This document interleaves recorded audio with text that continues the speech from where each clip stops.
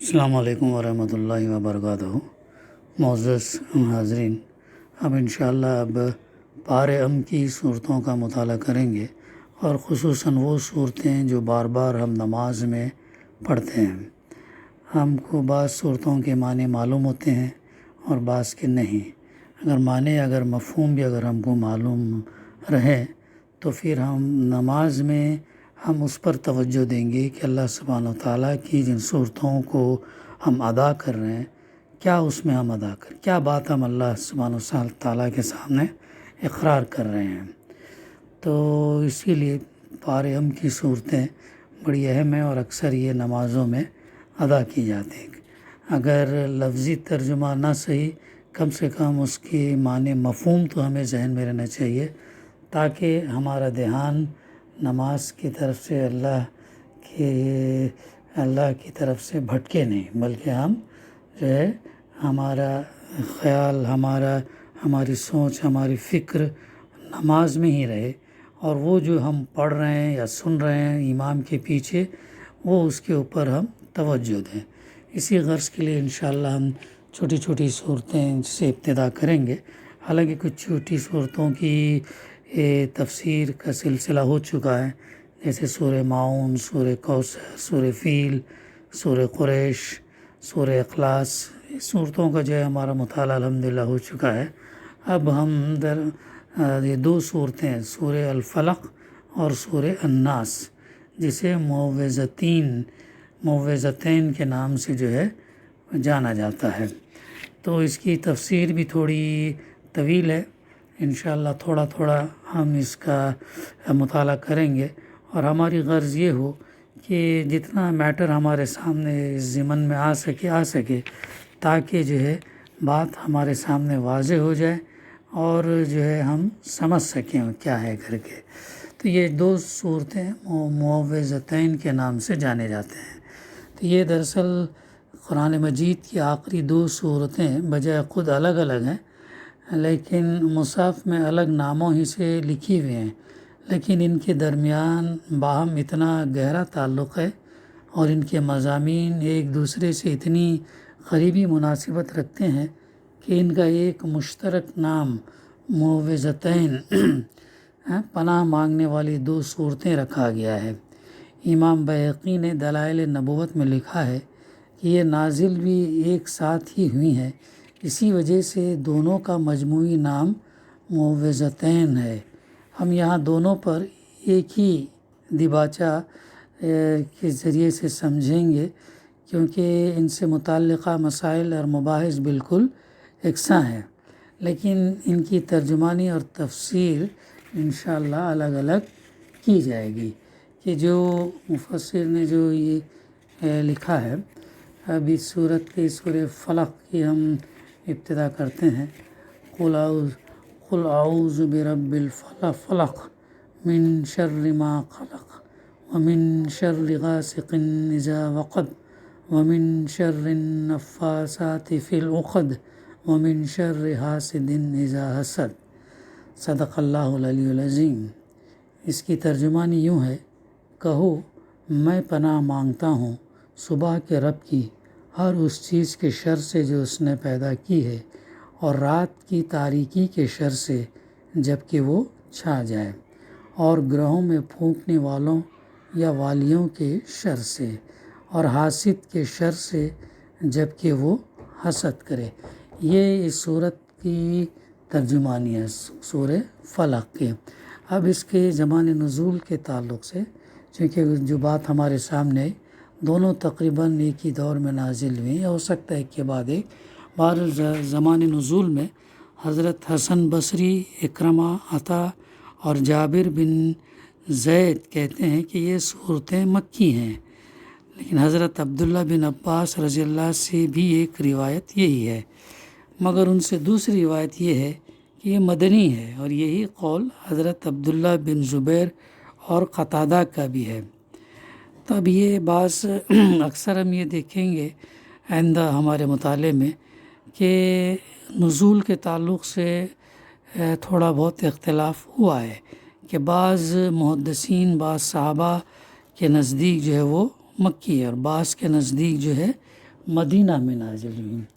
تو مفسر نے یہاں پر بڑی اچھی اس سے مثال یہ بات سمجھائی ہے کہ یہ سچویشن ایسا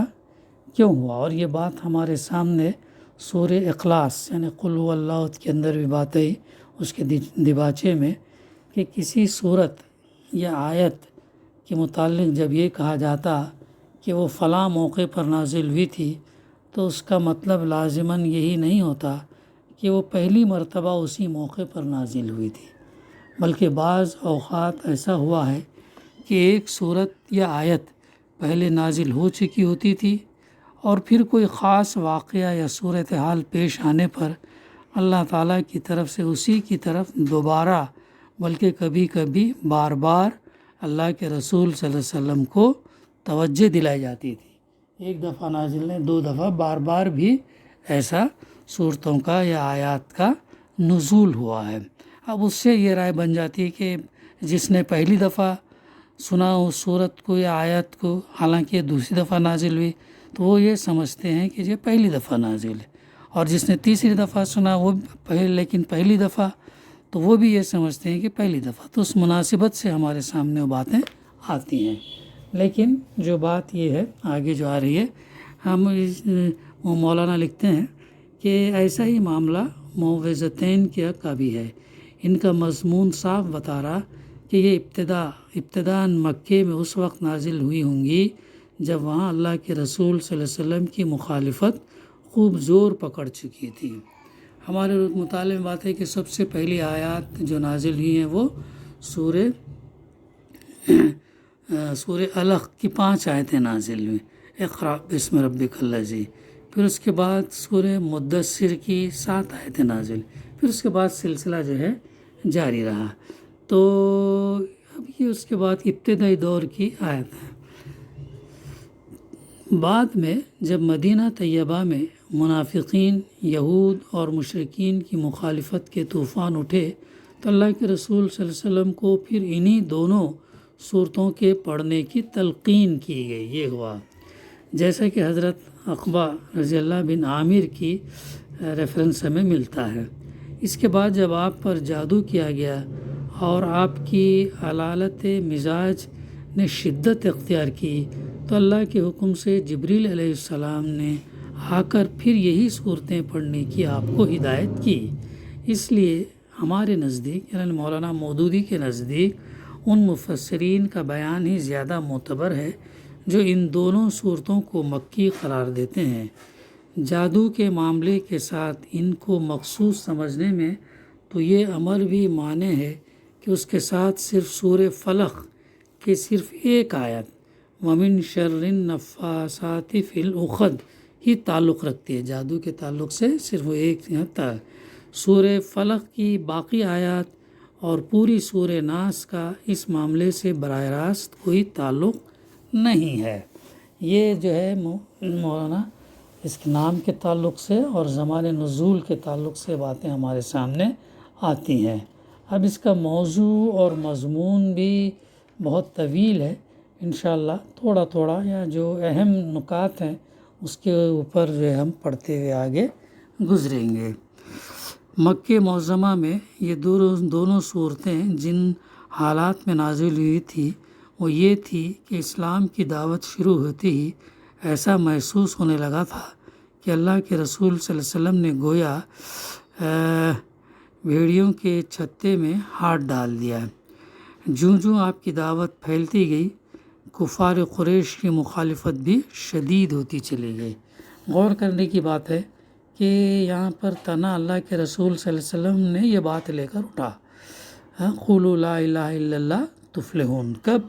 جب سورہ علق کی 5 آیتیں یہ ہوئی تھی، اور وہ تمام منظر ہمارے سامنے آیا، سورہ لہب کی تفسیر کے اندر آ چکا ہے کہ جب نبوت سے آپ سرفراز ہوئے تو آپ نے ہر قبیلے کا نام لے کر بلایا، اور جو ہے پھر انہیں اپنے سچائی کی دلیل دی، مثال پیش کی، دلیل دی